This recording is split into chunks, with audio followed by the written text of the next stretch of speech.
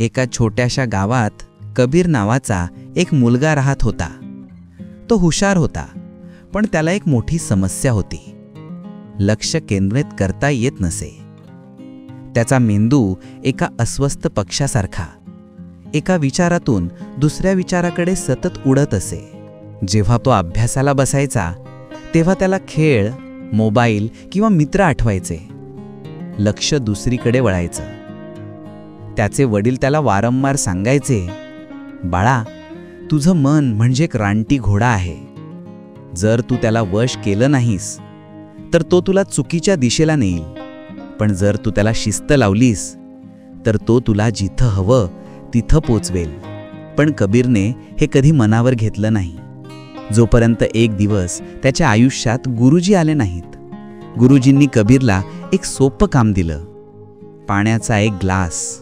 त्यांनी सांगितलं, हा ग्लास घे आणि माझ्या बागेतून फिरून ये. पण लक्षात ठेव, एक थेंबही सांडू देऊ नकोस. सोपं वाटलं, पण बागेत पक्षी चिवचिवले, पानं सळसळली, मुलं हसली आणि कबीर प्रत्येक वेळी विचलित झाला की पाणी सांडत गेलं. परत आला तेव्हा ग्लास अर्धा रिकामा झाला होता. गुरुजींनी विचारलं, एवढं पाणी का सांडलं? कबीर म्हणाला, मी विचलित झालो. गुरुजी म्हणाले, हा ग्लास म्हणजे तुझं ध्येय आहे आणि पाणी म्हणजे तुझं लक्ष. आजूबाजूचा गोंगाट म्हणजे जगाचे व्यत्यय. जर तू मनाला शिस्त लावली नाहीस तर सगळं काही गमावशील थेंबा थेंबाने. त्या दिवशी कबीरला समजलं.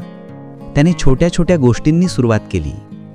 रोज ठरलेल्या वेळी उठणं, मोबाईलवर कमी वेळ घालवणं आणि जे काम करतो त्यात पूर्ण लक्ष देणं. सकाळी काही मिनिटं त्यानं ध्यानधारणा करू लागला. सुरुवातीला कठीण होतं, मन भटकायचं, पण तो पुन्हा पुन्हा त्याला कामाकडे वळवत राहिला. दिवस आठवड्यात बदलले आणि हळूहळू कबीरमध्ये बदल झाला. त्याची स्मरणशक्ती वाढली, गुण सुधारले.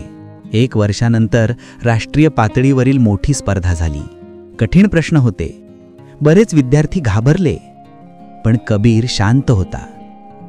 त्यानं एका वेळी एकच प्रश्न सोडवला, अगदी गुरुजींनी पाण्याच्या ग्लासातून शिकवल्यासारखं. निकाल लागले आणि कबीर विजेता ठरला. सर्वजण टाळ्या वाजवत होते. गुरुजी अभिमानानं हसत होते. कबीरनं सिद्ध केलं होतं की शिस्तबद्ध मन हे प्रतिभा, नशीब किंवा बुद्धिमत्तेपेक्षा जास्त शक्तिशाली आहे.